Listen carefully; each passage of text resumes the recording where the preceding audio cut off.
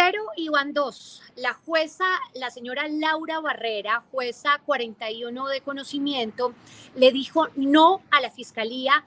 Por lo tanto, pues seguirá con vida y con la investigación en contra del expresidente Álvaro Uribe Vélez por fraude procesal y por soborno. El Tribunal Superior de Bogotá pues tendrá la última palabra, pero para que nos ilustre todo el caso, por supuesto estamos con el abogado Miguel Ángel del Río. Gracias por estar acá en este canal.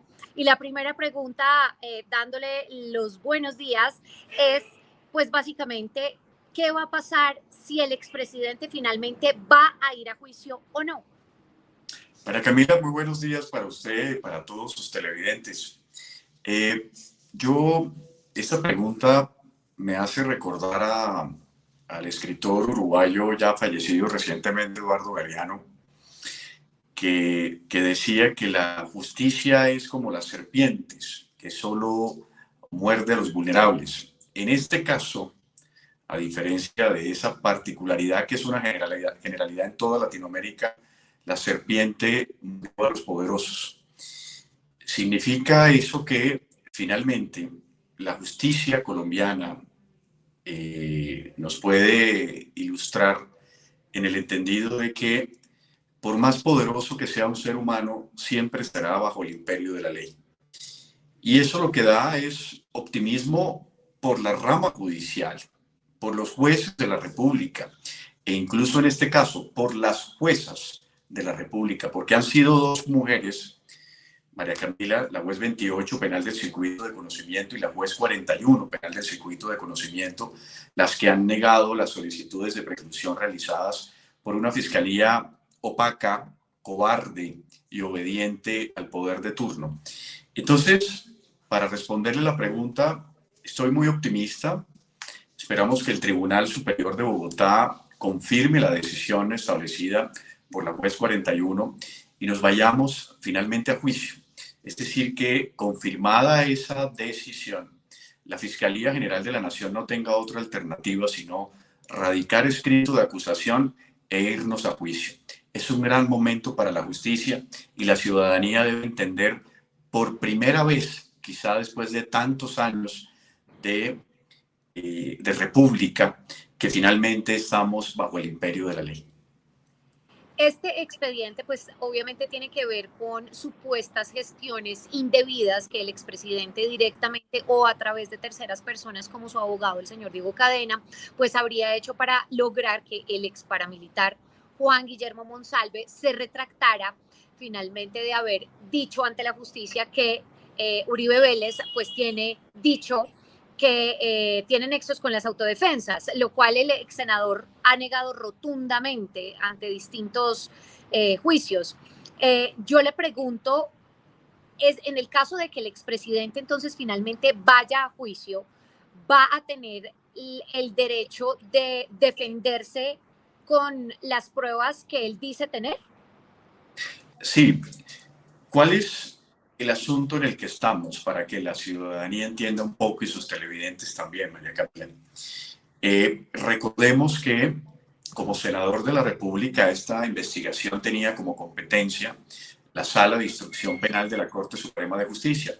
Cuando se emite el auto que incluye la medida de aseguramiento en contra de Álvaro Uribe Vélez y en público decía que no tenía garantías, renuncia a su fuero como senador y el proceso pasa inmediatamente por competencia a la Fiscalía General de la Nación, donde él pensaba, seguramente con ingenuidad, que todo iba a salir perfecto y que la Fiscalía entonces iba a archivar su proceso. En ese momento, cuando el proceso pasa a la Fiscalía, precisamente la defensa de Álvaro Uribe Vélez solicita en una audiencia innominada la libertad.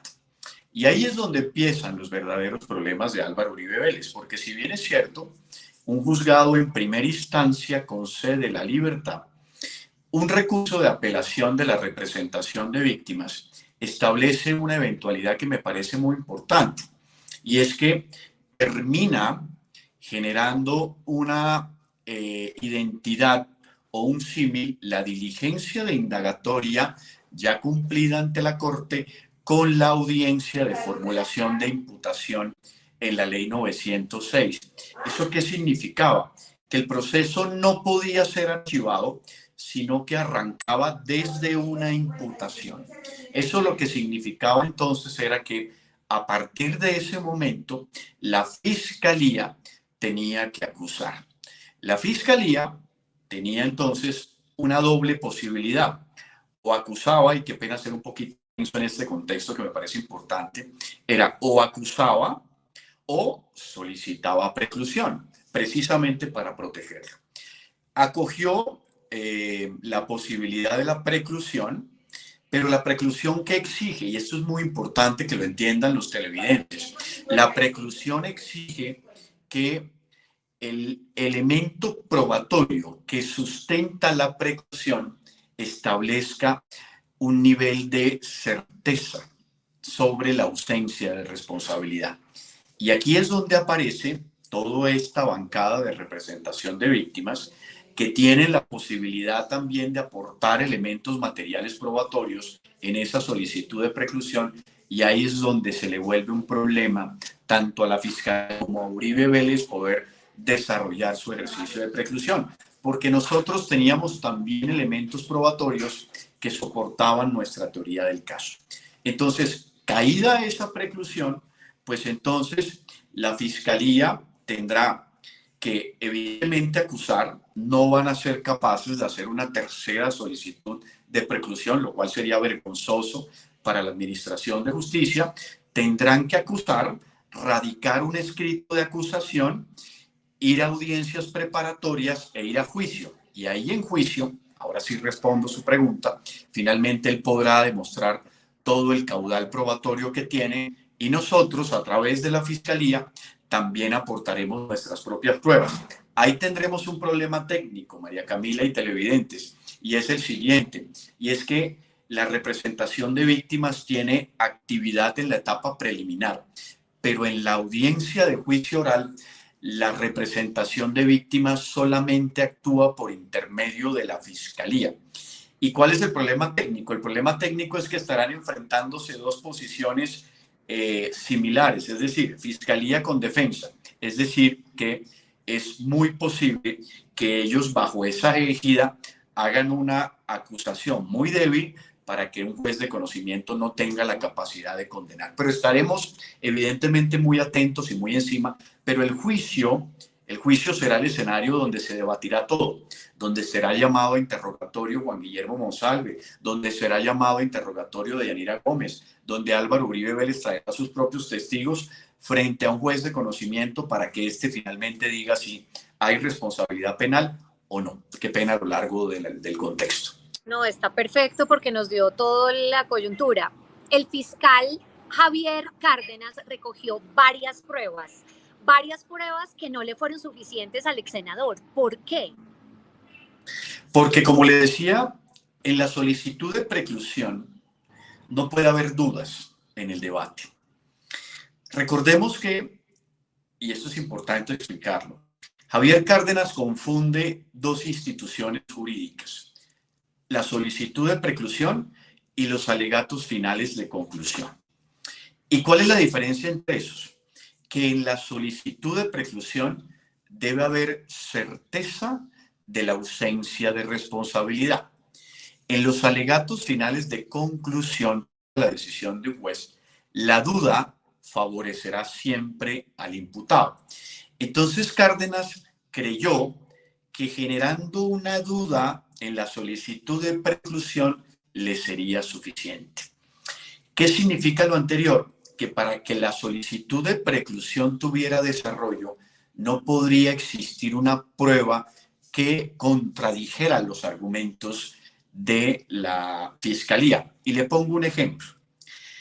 La Fiscalía General de la Nación advertía que Juan Guillermo Monsalve no fue paramilitar. Esa era una prueba fundamental y que por lo tanto no tenía nada de qué retractarse. Nosotros, la representación de víctimas, pudimos establecer no solo que Juan Guillermo Monsalve había sido paramilitar dentro de los bloques de Antioquia y de Caquetá, sino que en adición Juan Guillermo Monsalve había sido testigo también de la presencia en la creación del bloque Metro, donde participaron la familia Uribe Vélez, los hermanos Villegas y Santiago Gallón Henao. Entonces, ese debate o esas dos teorías encontradas generaban que había una duda sobre esa responsabilidad penal. Y esa duda necesariamente debe dilucidarse en juicio y no en la etapa de solicitud de preclusión. Y así con muchísimas más. Entonces, como teníamos dos teorías encontradas y no una sola que lo absolviera, evidentemente las solicitudes de preclusión debieron ser negadas.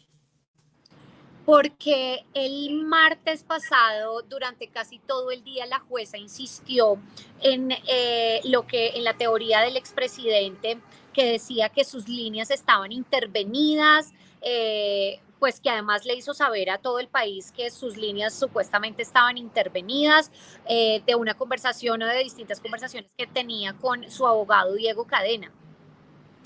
Sí, es que hay un debate técnico que es un debate muy importante, y ese debate debe darse en otra etapa, pero es importante. ¿Por qué? Porque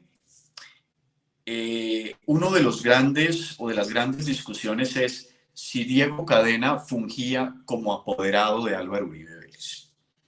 Recordemos que relaciones cliente-abogado tienen amparo constitucional. Significa que una interceptación no puede someterse la relación cliente-abogado, así como otro tipo de relaciones profesionales que están amparadas, por ejemplo, constitucionalmente, con la relación sacerdote y la persona que es escuchada. En fin, varias relaciones profesionales tienen protección constitucional.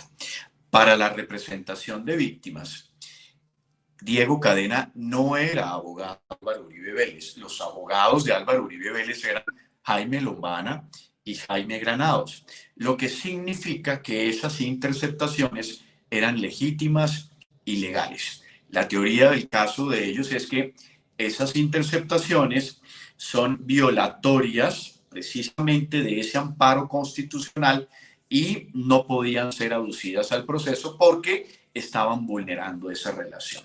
La juez fue muy clara en advertir que la relación entre Álvaro Uribe Vélez y Diego Cadena no era una relación cliente-abogado, por lo tanto, ese argumento no era válido establecerlo. Obviamente, dentro de las audiencias preparatorias, más adelante, si el tribunal decide confirmar esa posición de la juez 41, ese debate volverá a ser así. De hecho, en el proceso que se lleva en contra de Diego Cadena, también en la Fiscalía, ya en las audiencias preparatorias, la defensa de Diego Cadena había solicitado la exclusión de esas interceptaciones con base en ese argumento, que se estaba vulnerando la relación cliente-abogado. Y el Tribunal Superior de Bogotá finalmente estableció que no era tal la relación y que esas pruebas no podían ser excluidas. Ese es el punto central con relación a las conversaciones entre Diego Cadena y Álvaro Uribe Vélez, María Camila. Tiene el micrófono apagado. Qué pena. Hay otro elemento, o mejor, otra persona involucrada acá en todo esto, y es el Tuzo Sierra. Cuéntenos un poco acerca de por qué en este expediente está relacionado este personaje y cuáles han sido las versiones que él ha dado y por qué no han sido creídas. Recordemos, María Camila, que son 7 hechos jurídicamente relevantes los que ha presentado la Fiscalía General de la Nación con el propósito de solicitar incluso la preclusión en cada uno de esos hechos. Tema Diego Cadena, tema Calias Caliche, Álvaro Hernán Prada, el Tuzo Sierra, Hilda Niño, en fin, son varios temas, y esa es la razón por la cual hay varios representantes de víctimas, por ejemplo. En el tema del Tuzo Sierra, estaba relacionado con una declaración que ellos entonces intentaron buscar o sacarle al Tuzo Sierra, con el propósito de que se advirtiera que Iván Cepeda y otras personas estaban tratando de manipular testigos para incriminar a Álvaro Uribe Vélez. Sin embargo, la declaración de Tuso Sierra terminó siendo tan confusa que finalmente termina favoreciendo la propia teoría de la representación de víctimas. Y así ha sido con todo. Mire, aquí hay algo muy importante y es que recordemos que el inicio del proceso es Álvaro Uribe Vélez denunciando a Cepeda por manipulación de testigos. La Corte advierte entonces que se inhibe o descubre que no hay elementos para investigar a Iván Cepeda y empieza una investigación en contra de Álvaro Uribe Vélez, que es lo que lo tiene hoy aquí. Álvaro Uribe Vélez ha utilizado una manera o un modo sistemático de transgredir la administración de justicia. Y con relación al tema del Tuso Sierra fue simplemente la búsqueda de ese testimonio para desvirtuar los argumentos de la representación de víctimas, pero terminaron más confusos que la propia realidad. Hay una duda y una inquietud que a partir, después de este juicio y de las últimas audiencias, pues surgió no solamente en los internautas, en las redes sociales, sino pues en muchos ciudadanos, y es la seguridad que van a tener esas juezas de las que acabamos de hablar, que si les van a dar las garantías de seguridad, que si no van a terminar amenazadas, que si van a poder ejercer su trabajo con tranquilidad a lo largo de lo que quede de este proceso. Fíjese que las dos juezas, o sobre las dos juezas ya terminó su intervención. ¿Por qué? Porque la solicitud de preclusión, como es un análisis de fondo del proceso, genera una contaminación probatoria en las funcionarias. ¿Eso qué significa? Significa que después de ellas haber evaluado la solicitud de preclusión, ya no pueden seguir con el proceso, porque quedan inmediatamente impedidas porque conocieron de fondo el debate procesal. Así pasó con la juez 28, cuando la juez 28 tomó la determinación de no precluir la investigación en esa primera solicitud, inmediatamente se declaró impedida para seguir conociéndola. Cuando llegó la nueva solicitud de preclusión, por reparto le tocó a la juez 41.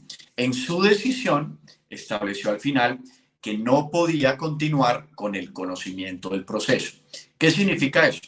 Que si el Tribunal Superior de Bogotá confirma la decisión, ni el fiscal Cárdenas ni la juez 41 pueden continuar con la actuación. Entonces, tendrá que aparecer un nuevo funcionario en la fiscalía, radicar un escrito de acusación y que por reparto aparezca un nuevo juez de conocimiento que conozca la actuación, alejado de la contaminación del debate procesal de la solicitud de preclusión, y que siga adelante. Pero fíjese que con las dos juezas, con la primera, con la juez 28, ella en su momento declaró algunas amenazas en su contra. La juez 41 o sobre la juez 41 hemos visto también en medios algunas inquietudes sobre su desempeño. Dos funcionarias honorables, dos funcionarias valientes que tomaron una decisión en derecho, y estamos muy prestos para que ante cualquier eventualidad buscar que se proteja. Pero la respuesta fundamental, María Camila, de aquí en adelante vendrá un nuevo juez de conocimiento, sea hombre o sea mujer, que enfrentará, en el entendido, repito, de que el tribunal confirme la decisión, una nueva solicitud o una nueva audiencia de formulación de acusación por parte de fiscalía.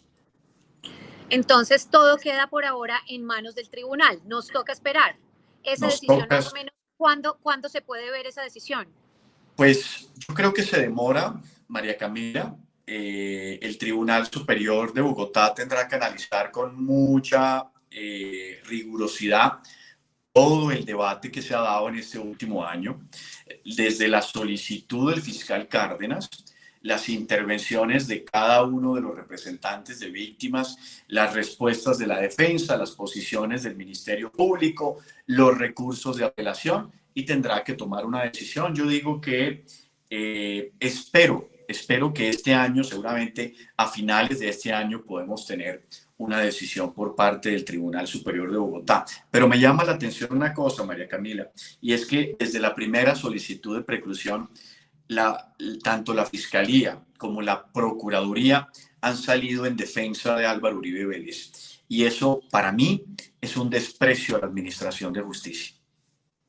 Claro, claro, y lo veníamos hablando desde el mismo fiscal Barbosa, de todo lo que ha pasado a lo largo de estos meses. Sí, es increíble que pues unos entes que deberían no tener ningún tipo de alusión a absolutamente nada política, deberían ser apolíticos, pues están a favor del expresidente Álvaro Uribe. Mire, yo quería preguntarle. Hay que esperar que llegue nueva fiscalía. Esperemos que sea un fiscal decente. Esperemos, esperemos. Oiga, hablando de todo un poco, quería preguntarle sobre las amenazas que ha recibido en su contra en distintas oportunidades. ¿Qué ha pasado con eso?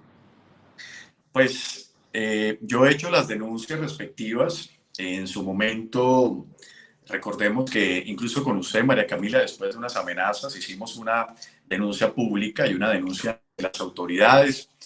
Mi esposa salió del país durante un tiempo. Yo cambié también de escenario y de domicilio.